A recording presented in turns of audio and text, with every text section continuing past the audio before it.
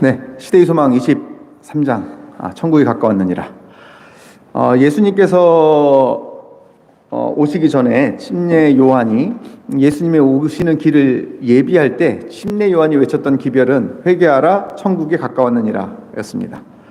예수님께서 사역을 시작하시면서 가장 먼저 꺼내든 말씀, 예수님께서 갈릴리에 오셔서 그의 사역을 공식적으로 시작을 하시면서 하나님의 복음을 전파하여 가라사대 때가 찼고 하나님 나라가 가까웠으니 회개하고 복음을 믿으라 하시더라. 이것이 첫 메시지였습니다. 첫 가르침이었고 첫 전파하신 말씀이었습니다. 하나님 나라가 가까웠다. 하나님 나라는 예수님의 말씀의 주제였고요, 예수님의 사역의 주제였습니다.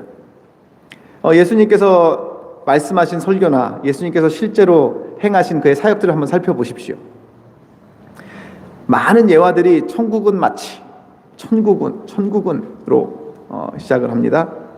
또 많은 예화를 통해서 하나님께서는 하나님의 나라가 어떤 곳인지 설파하셨고, 또 지도자들과 종교 지도자들과 또 많은 사람들이 기다려오는 하나님의 왕국에 대해서 설명을 하셨습니다. 물론 이 당시 유대인들과 또 바리새인들, 종교 지도자들이 생각했던 이 하나님의 나라와 하나님의 왕국과 예수님께서 전파하셨던 하나님의 나라는 극과 극이었죠.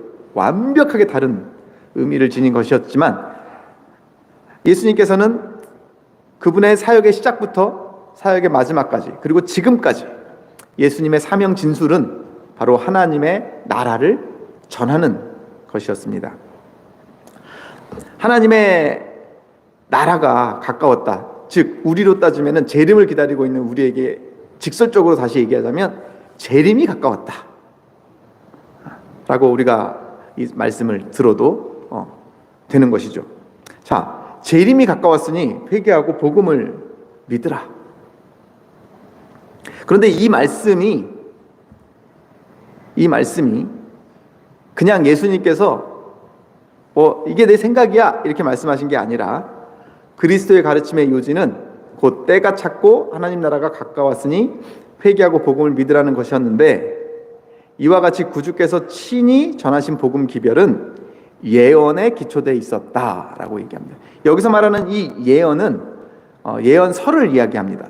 선지서를 이야기하죠. 즉 구약 성경을 이야기합니다. 예수님께서 그분의 사역의 주제를 정하시고 사명 진술을 만드시고 그분의 사역을 결정하셨을 때 그 결정의 배경에는 무엇이냐면 구약 성경이 있었다라는 것입니다.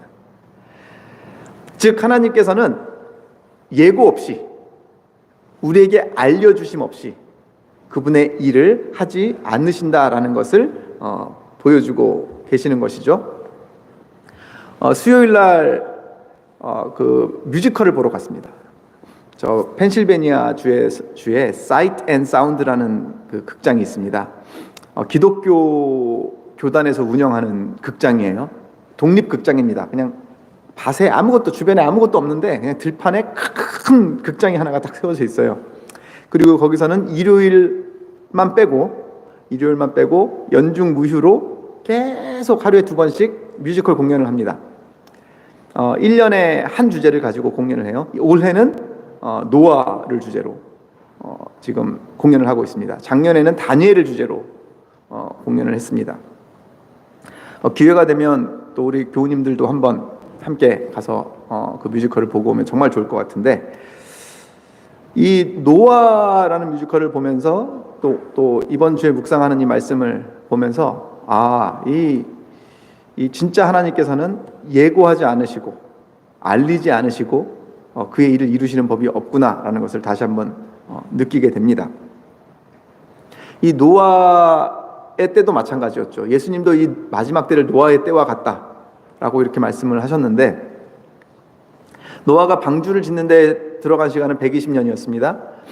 한번 이렇게 생각해 보십시오. 배를 짓기 위해서 나무를 모으는 그 순간에도 이미 하나님 나라에 대한 복음이 전해졌습니다. 배가 완성된 뒤에도 같은 메시지가 주어졌습니다. 느낌이 어떨 것 같습니까, 여러분들? 마음속에.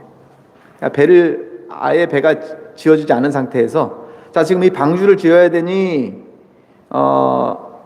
나무를 모아야 합니다. 왜냐? 심판이 있을 거니까요. 그때 들리는 메시지와 이제 방주가 다 지어졌어요. 어마어마하게 큰 방주. 우리 방주도 보러 한번 가야 됩니다. 이제 켄터키 주죠. 네, 켄터키 주에 실물 크기로 노아 방주를 지어놓은 곳이 있어요.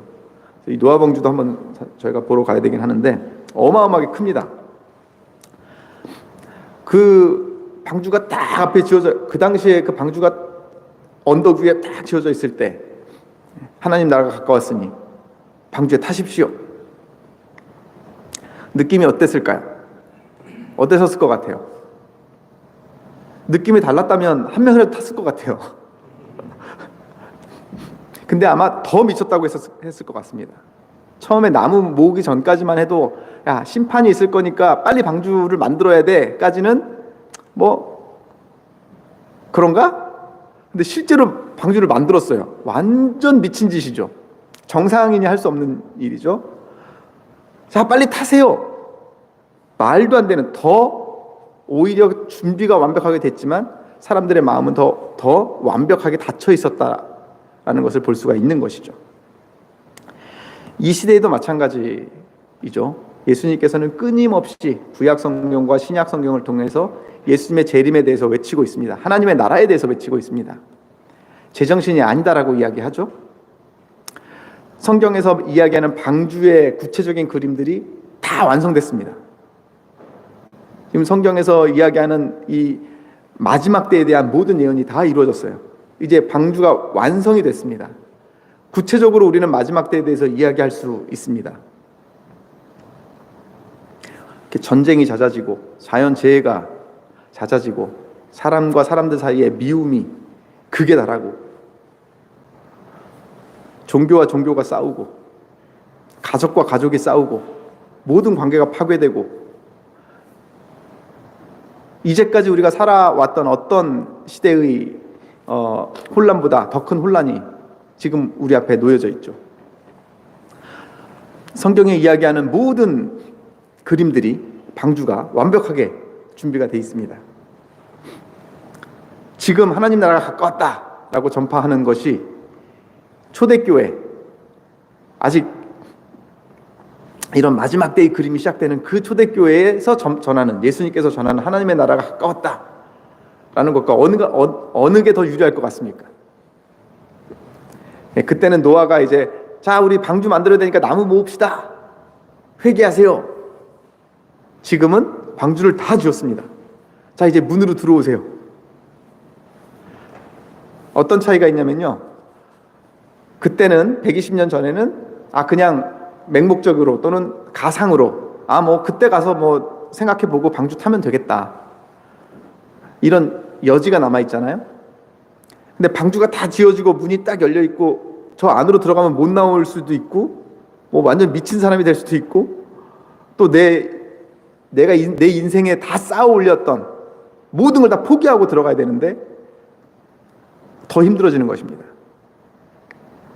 그게 바로 마지막 때의 이 하나님의 나라와 같은 것이죠. 우리도 마찬가지입니다.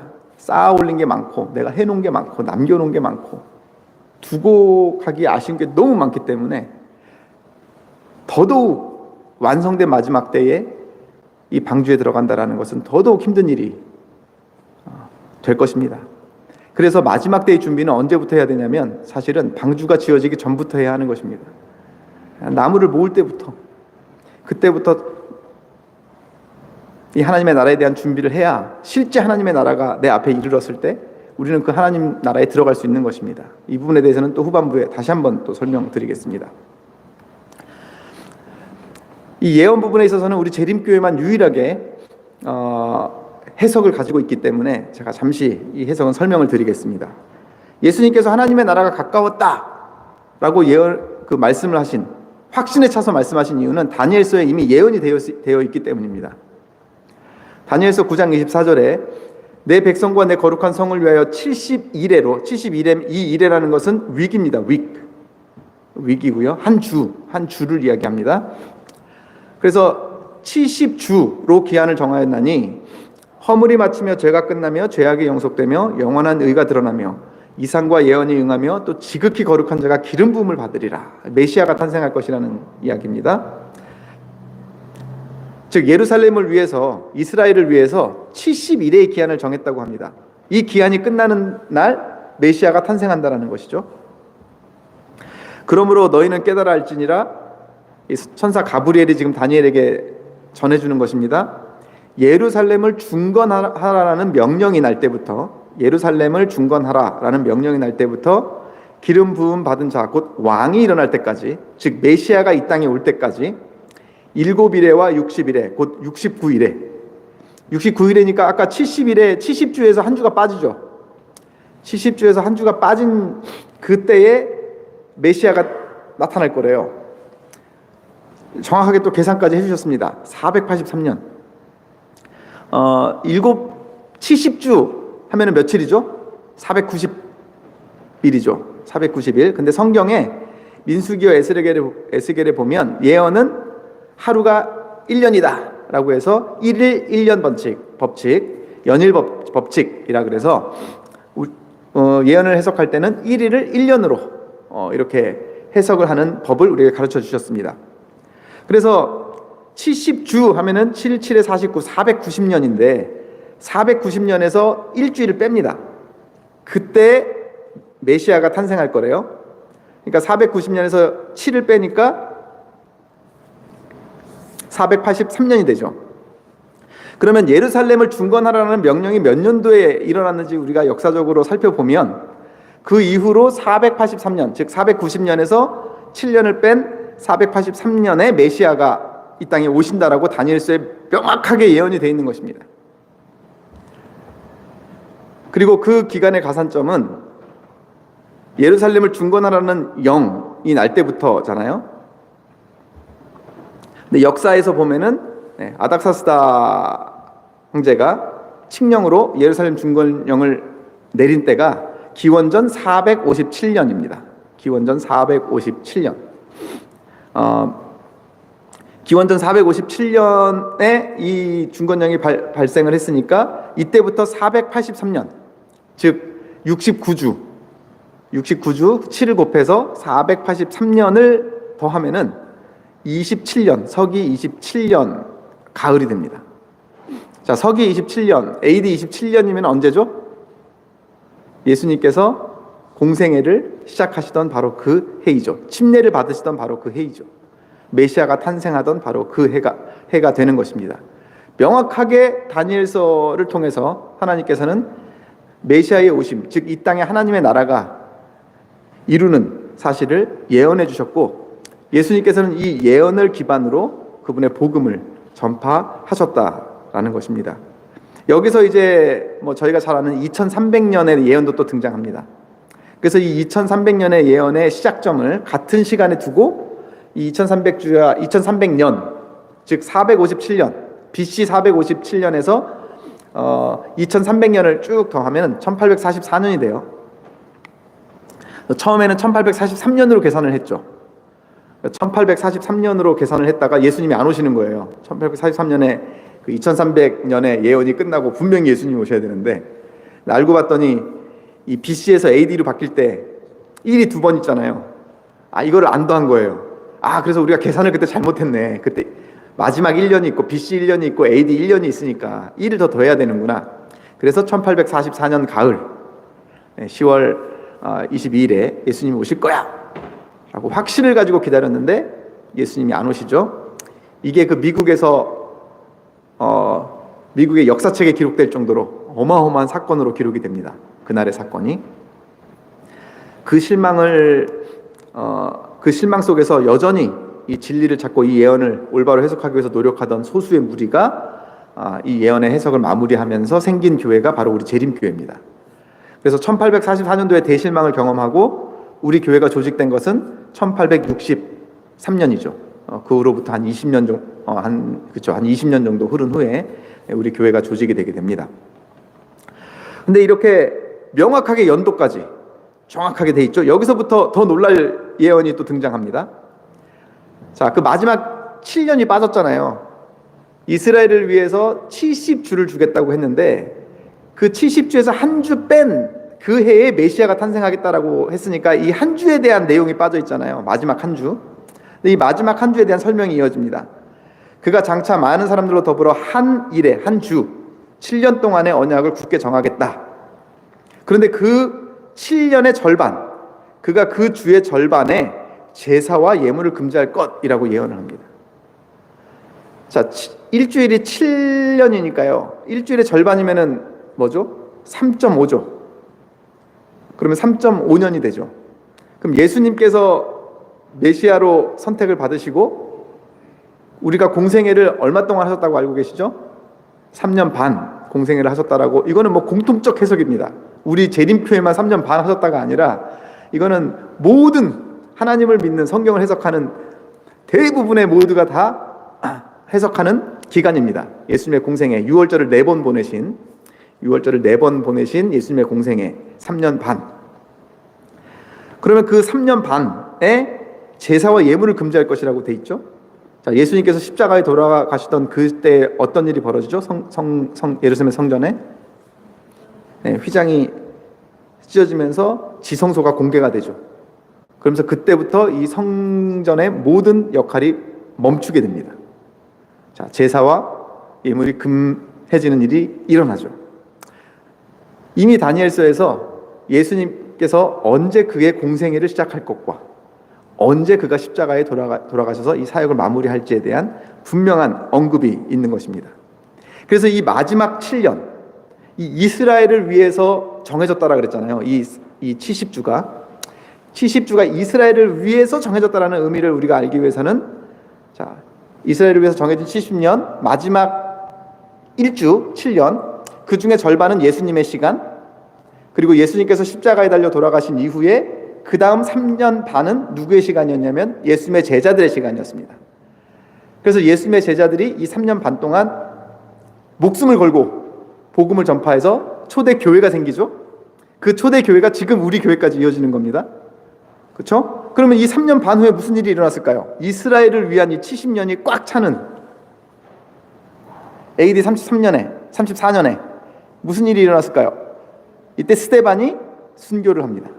사도행전 7장. 예수님께서 돌아가시고 3년 반 후에 스데반이 순교를 합니다. 자, 사도행전 7장에 스데반이 순교를 하고 사도행전 8장에 무슨 일이 일어나죠? 우리가 소위 얘기하는 디아스포라. 스데반의 순교가 있고 이스라엘에 대한 핍박이 있으니까 예루살렘에 살던 이스라엘 백성들이 짐을 싸가지고 어떻게 해요? 전 세계로 뿔뿔이 흩어집니다. 무슨 말일까요? 핍박이 있어요. 예를 들면 우리 중앙교회 핍박이 있어가지고 우리 중앙교회 모든 교우님들이 전 세계로 뿔뿔이 흩어졌습니다. 무슨 의미일까요? 우리 중앙교회가 해체됐다는 얘기일까요? 우리 중앙교회가 해체됐다는 뜻이 아니라요, 정말 전율이 느껴지는 엄청난 일이 일어난 겁니다. 복음이 이 토론토에만 있는 게 아니라 어디까지 퍼진 거예요? 이제 전 세계로 퍼지게 된 겁니다. 즉 이스라엘만을 위했던 그 복음, 그것은 70년이 딱 찬 그 해에 그 시간이 다 했고 이제는 디아스포라, 뿔뿔이 이 이스라엘 백성들이 전 세계로 흩어짐으로 인해서 복음이 이제는 전 세계 모두에게 퍼지는 일이 일어난 겁니다. 너무 신기하지 않나요? 이미 수천 년 전에, 수백 년 전에 이미 천사를 통해서 명확한 연도까지 예언을 해주셨고 예수님은 그 예언을 기반으로 하나님 나라가 가까웠다라고 복음을 전하고 있는 것입니다. 누가복음을 보면 바리새인들이 예수님께 이렇게 물어봅니다. 하나님 나라가 어느 때에 임합니까? 예수님께서 대답합니다. 하나님의 나라는 볼 수 있게 임하는 것이 아니요 또 여기 있다 저기 있다고도 못하리니 하나님의 나라는 너희 안에 있느니라. 굉장히 중요한 말씀입니다. 자, 하나님의 나라가 지금 우리 임했나요? 즉 재림이 임했나요? 안 이루어졌잖아요. 그런데 예수님은 뭐라고 얘기하시냐면 이미 우리 안에 이루어졌다라고 이야기합니다. 이거를 신학적으로는 이미 아직 이론이라, theory라고 이렇게 이야기합니다. already but not yet. 이미 이루어졌는데 아직 이루어지지 않았다. 이 굉장히 중요한 이 이론입니다. 이게 왜 중요하냐면요, 바로 우리 구원론과 밀접하게 연관되기 때문입니다. 자, 여러분들 구원 받으셨나요? 근데 지금 구원받은 삶 살고 계신가요? 그렇잖아요. 이 외적으로는 구원받은 삶이 아니에요. 몸도 아프고 마음도 아프고 업다운도 있고. 근데 분명히 구원 받았거든요. 분명히 하나님께서 주신 그 구원의 약속을 나는 믿고 나는 구원을 분명히 받았어요. 근데 딱 내 삶을 보니까 구원받은 삶이 아니에요. 여전히 몸도 진짜 무겁고 천근만근이고, 이렇게 오늘처럼 비가 오면은 또 관절도 쑤시고, 허리도 아프고 아침에 일어나기 뻐근하고, 이게 무슨 구원받은 삶이에요. 눈물도 나고 감정적으로도 그냥 막 난리가 나고 우울하고. 근데 또 영적인 또 이 믿음으로 보면은 구원 받은 거예요. 그렇죠? 이미 이루어졌지만 아직 이루어지지 않은 이것을 우리가 어떻게 받아들여야 될 것이냐가 바로 이 하나님 나라, 예수님의 복음 속에 들어가 있는 것입니다. 사실 우리가 이미 아직 이론에서 혼란을 겪는 이유는 뭐냐면 우리가 영원이라는 하나님의 속성을 경험하지 못했기 때문입니다. 우리는 지금 3차원, 또 얘기하자면 4차원까지도 우리가 바라볼 수 있겠지만, 우리는 결국은 3차원이라는 시공간, 제한된 이 시공간 안에서 과거와 현재와 미래를 나누고 있습니다. 그러니까 구원도 어떤 시각으로 바라봐요? 과거와 현재와 미래로 바라봅니다. 과거에 내가 어땠지? 현재 나는 어떻지? 미래는 어떻게 될까? 이렇게 우리는 구분을 하죠. 근데 영원이라는 속성에 여러분들이 있다고 생각해 보십시오. 시작도 없고 끝도 없는 영원의 그 선상에 여러분이 서 있다고 한번 생각해 보십시오. 과거가 의미 있을까요? 미래가 의미 있을까요? 시간이 영원인데 완전히 다른 차원의 시간의 속성에 서 있게 되는 거죠. 이게 바로 구원의 속성입니다. 이 구원은 지극히 하나님께서 주시는 것이고, 이 구원은 지극히 하나님의 것입니다. 하나님의 속성이라는 것은 영원의 속성을 포함하고 있다는 것이죠. 그렇기 때문에 이 구원이 우리에게 임했다, 하나님의 나라가 우리에게 임했다라고 할 때는요, 이 시제는 의미가 없는 것입니다. 현재 하나님의 나라가 임했는지, 미래에 임할 것인지, 과거에 임했는지 중요하지 않다라는 것입니다.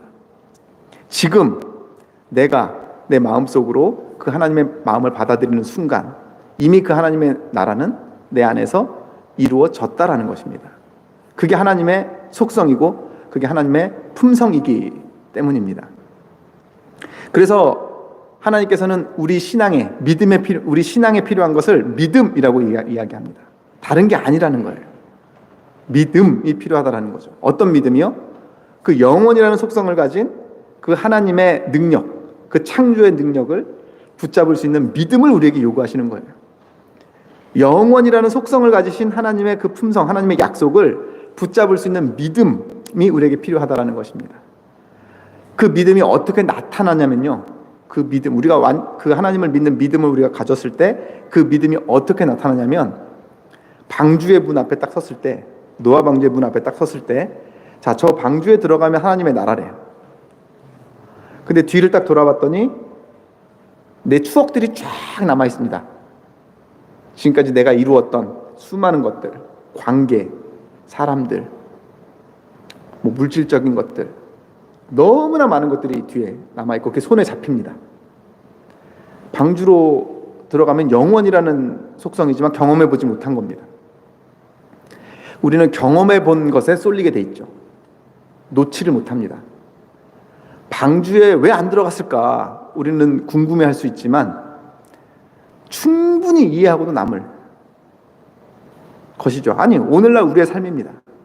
방주의 문 활짝 열려 있지만 그 방주의 문 앞에서 지금까지 우리가 쌓아올렸던 과거에 묶여있는 우리의 모습들. 그래서 하나님께서 우리에게 요구하시는 것은 믿음입니다. 영적인 눈으로 영원이라는 속성, 그 방주 안, 하나님의 나라를 볼 수 있는 그 영적 안목을 우리에게 가르쳐 주시는 것이죠. 바리새인들이 기대했던 하나님의 나라는 어떤 나라였냐면 그들의 과거에 기반한 나라였습니다.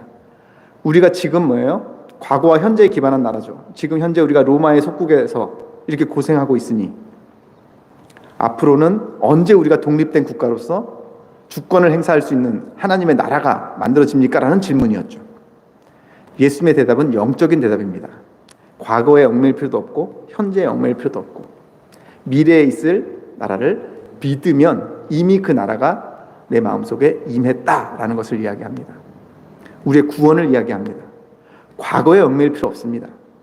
구원을 따지는데 왜 여러분들의 과거에 얽매이십니까? 현재에 얽매일 필요 없습니다.